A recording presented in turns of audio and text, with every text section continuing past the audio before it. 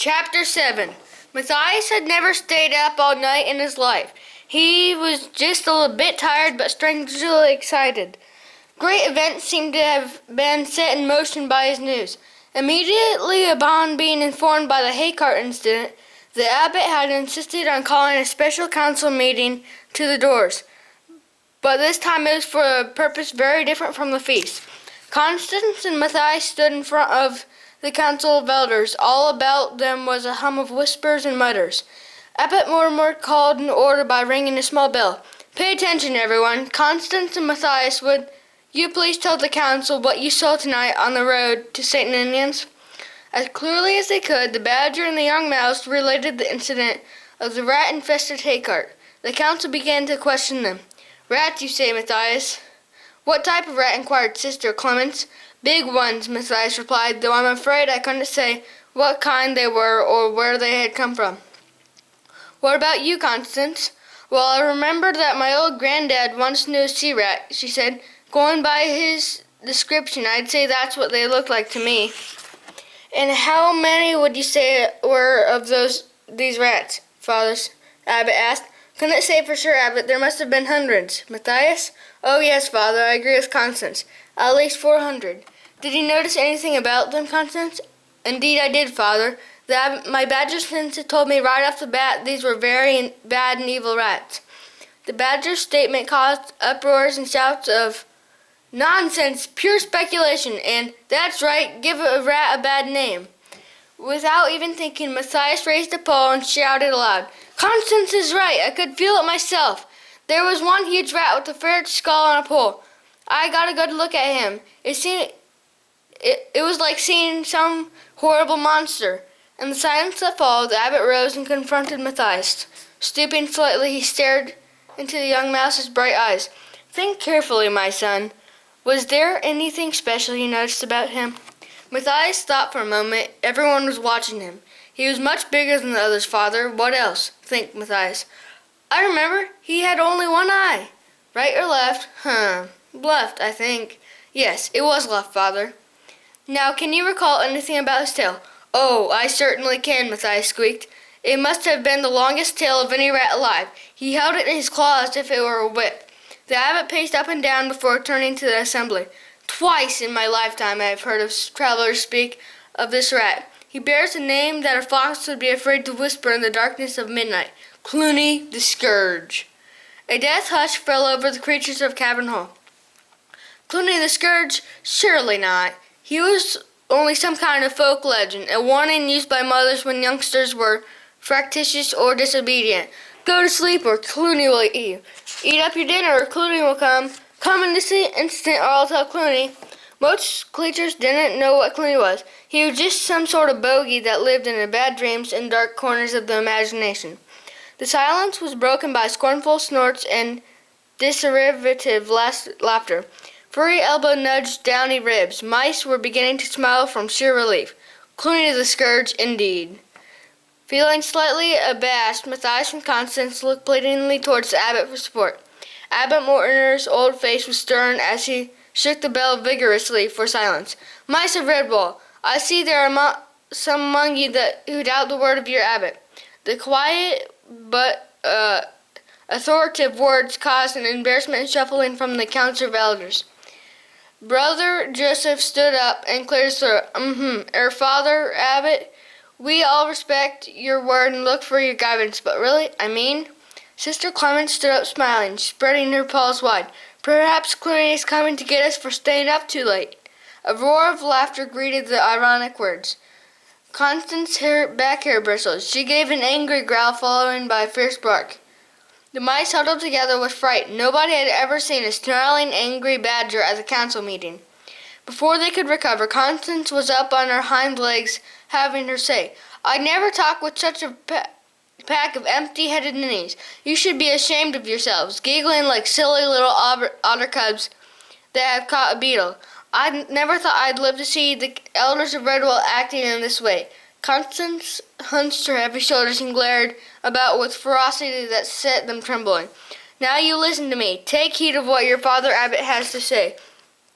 The next creature who utters one squeak will answer to me. Understand?"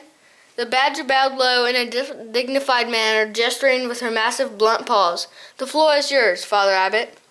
"Thank you, Constance, my good and faithful friend," the abbot murmured. He looked about them, shaking his head gravely. "I have little more to say on the subject, but I will see that you still need convincing. Here's my proposal. We will send 2 mice out to relieve the gatehouse. Let me see. Yes, Brother Rufus and George. Would you please kindly go and take over for Brother Methuselah?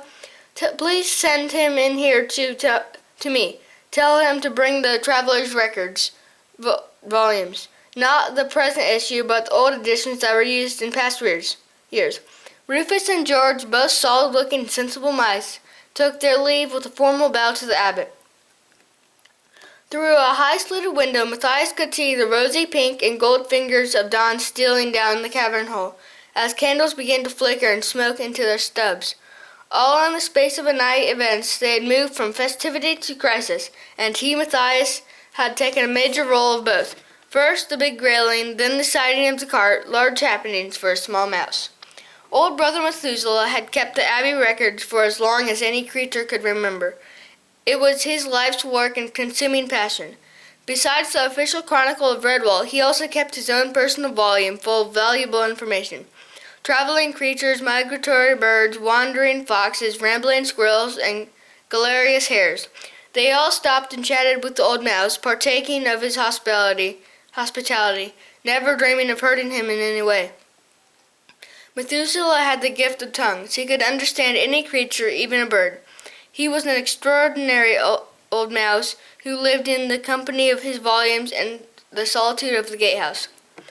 Seated in the Father Abbot's own chair, Methuselah took his spectacles from the moss-bark case, carefully perching them on the bridge of his nose. All gathered round to hear as he opened the record book and spoke and squeaked barely of a whisper. Me Lord Abbot Creddock. It is Creddock, isn't it? Oh, bother a town. You'll be the new Abbot, Mortimer, the one who came after Creddock. Oh, dear me, I've seen so many of them come and go, you know. Me Lord Abbot Mortimer, and members of Redwall. I refer to a record of winter 6 years back. Here, an ancient mouse took a while to leaf through the pages. Yes, here it is. Late in November, year of the small sweet chestnut, from a frozen sparrowhawk came down from the north. Particular chap spoke in a strange accent. I repaired his right wing pin feather. News of a mine disaster caused by a large savage sea rat with an extraordinary tail. It seems that this rat, Clooney they called him, wanted to settle his army in the mine. The badgers and other creatures who owned the mine drove them out. Clooney returned by night with his band of rats gnawing away and undermining much of the wooden storings. These caused the mine to collapse the next day, killing the owners. Brother Methuselah closed the volume and looked over his glasses at the assembly. I have no need to read further. I can recite other misdeeds from memory. As the hordes of Clooney the Scourge have moved southwards over the past 6 years, I have gathered intelligence of other incidents. A farmhouse set alight. Widows Samir, piglets, an entire litter of them eaten alive by rats. Sickness and disease spread through livestock herds by Clooney. There is even a report brought to me 2 years ago by a town dog. An army of rats stampeded a herd of cows through a village, causing chaos and much destruction. Methuselah halted and blinked over his spectacles. And you dare doubt the word of your abbot that Clooney the Scourge exists? What idiotic mice you are, to be sure. Methuselah's words caused widespread consternation. There was much elated nibbling of paws. Nobody would doubt he spoke the truth. He was already old and wise when the most elderly among them were blind, hairless mite, pulling and whimpering for feed from its mother. Oh, my whiskers, what a mess. Haven't we better pack up and move? Maybe Clooney will spare us. Oh dear, what shall we do?